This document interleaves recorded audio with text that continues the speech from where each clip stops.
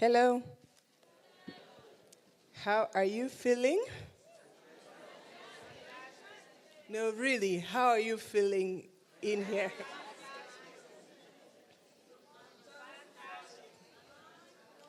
You know, I was sitting in the back pinching myself. I cannot believe I'm part of this. I'm in this room. I am so overwhelmed. I think this has been the best Bloom event I've ever attended.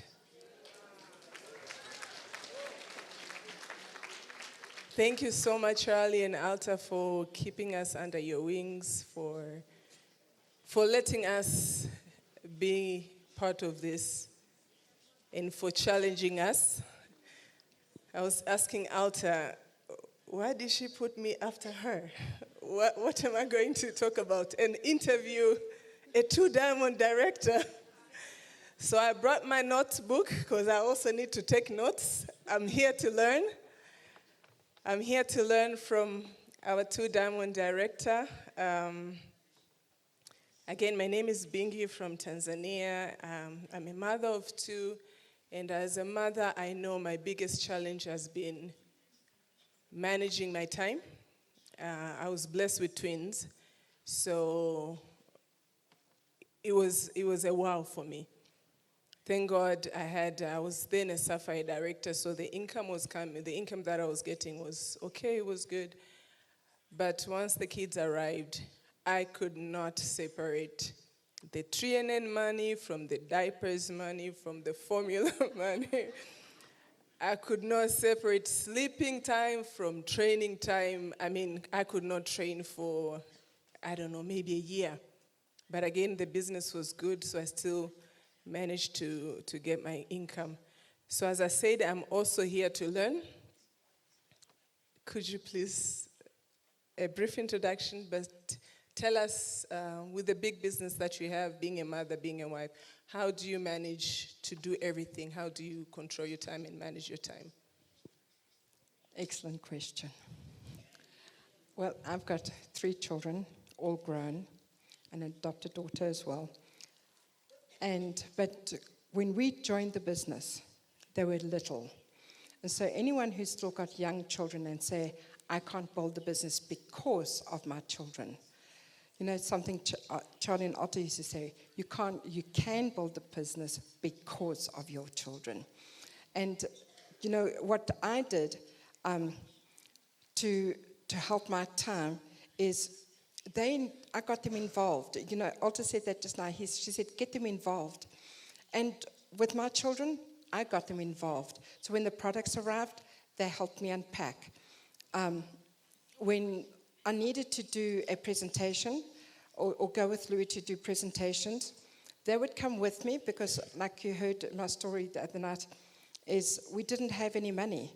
So I didn't have money for babysitters or anything. So my kids came they sat on the back with coloring in books or books to read.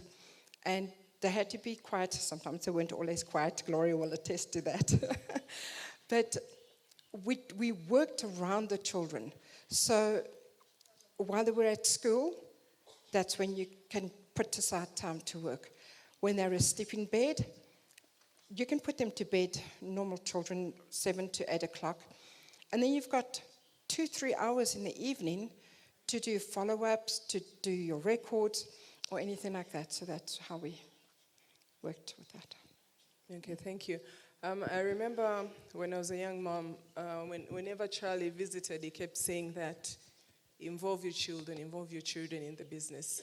And my kids are now going 8, and I've been bringing them to meetings. As you say, sometimes they won't pay attention or they won't keep quiet.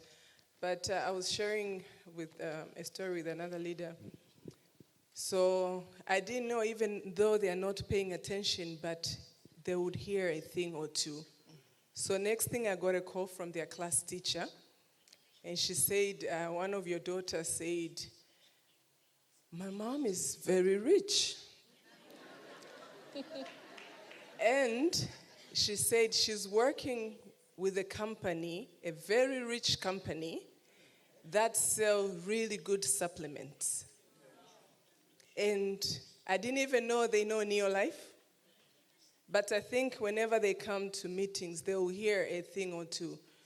So she said, can you send me your product catalog? Their headmistress is my good customer.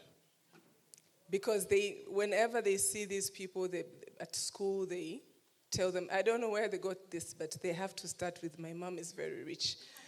Last time I told them I had not paid the school fees yet. They were busy bragging how rich their mother is. But I personally agree with that. I've seen that working.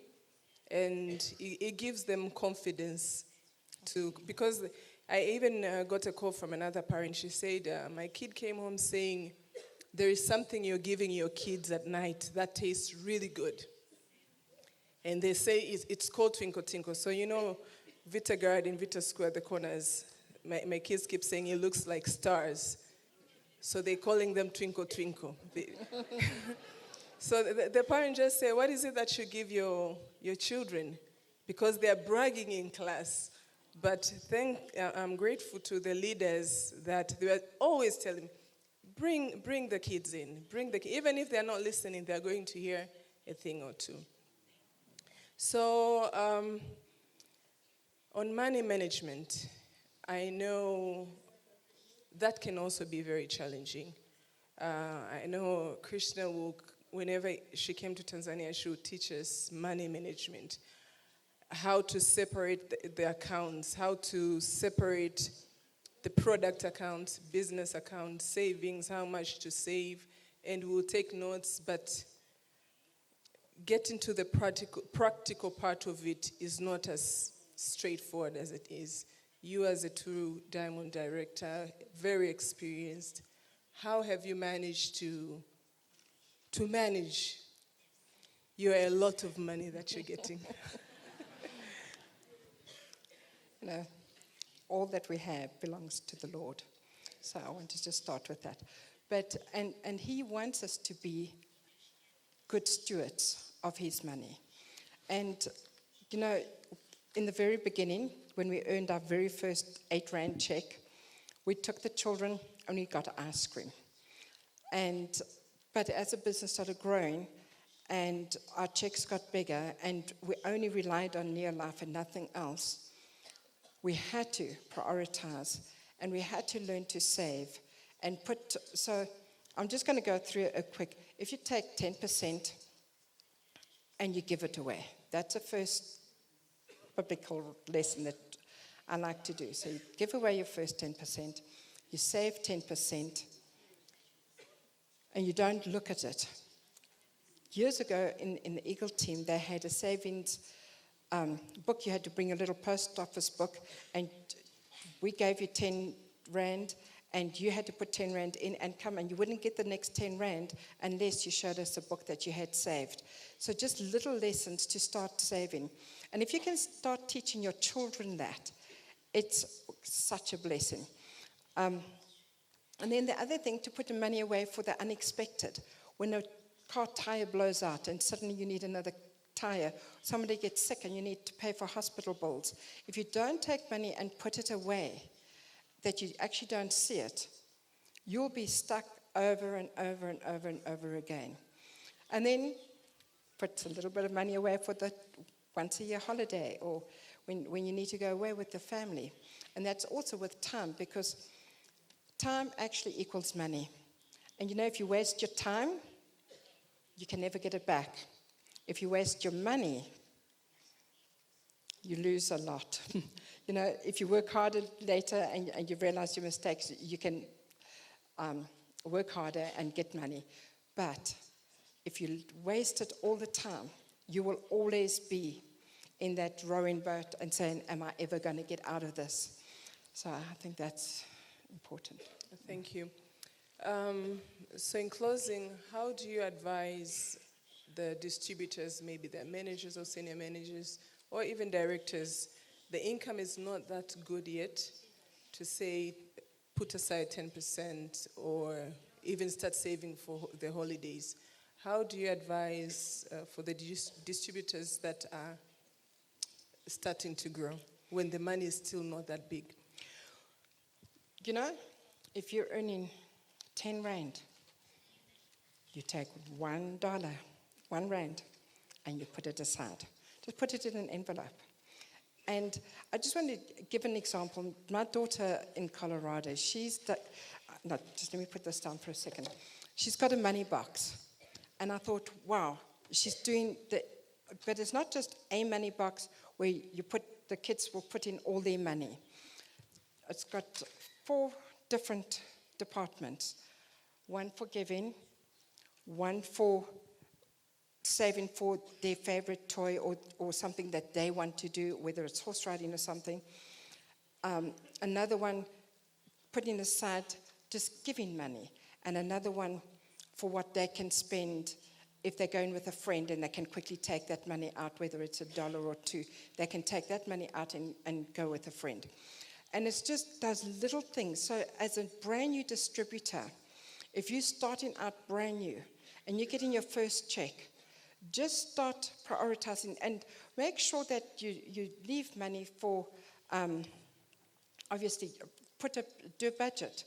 Put money aside for the home loan, for your car, for the phone, and make a note of all your expenses. I've done that over and over and over. And every now and again, if I think that, because Louis never checks a bank account. And I have to say, Louis, this month you can't do such and such and such and such, because he just goes off all over, and it's amazing. But we need to be able to say, this is what we need each month, and these are our expenses, and look at them, because sometimes, take a cell phone for instance, if you're spending hours and hours and hours on the phone, you are wasting a lot of money. You can cut down your hours that you spend on the phone. One of the things that Louis taught me with making phone calls, because I've got an ear for listening, so I would listen to my friends, my distributors, my family, and they would talk sometimes an hour, sometimes an hour and a half, and I wouldn't have got done what I needed to do that day. And he said, next time you phone so-and-so, if you know that they're going to take time, make a note, written note of what you're going to say. And so that's how, because again, time equals money. And so when you're wasting your time, you're losing the time where you could be following up on your distributors, going out and doing DEMS and following up like that. Yes. Wow. Thank you so much, Laverne. Thank you. Well, this is it. Thank you so much. I also got my notes this time. Thank you.